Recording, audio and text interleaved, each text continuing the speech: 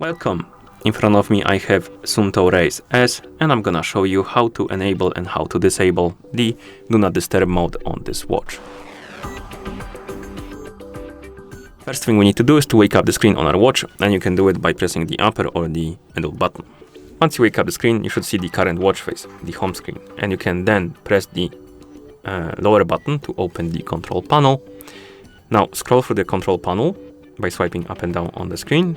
Find the option called Do Not Disturb and select it. And as you can see, at the moment the status is off, and if you want to enable the Do Not Disturb mode, you can tap on the option to toggle it on. You will see the status change to on. The screen will be a little bit dimmer if it's on full brightness, and if you want to go back, you can press the lower button again, I believe, to go back to watch face, and that's how you enable the mode. And if you want to disable it, you can press the lower button again to open the control panel. At the top of the panel, as you can see, we have the icon of Do Not Disturb mode, which means that the mode is enabled. It's the speaker icon with the X next to it. And if you scroll down, select the Do Not Disturb, tap on it, it will go back to off. The icon from the top of the control panel will disappear. And then you can press the lower button to go back to watch face.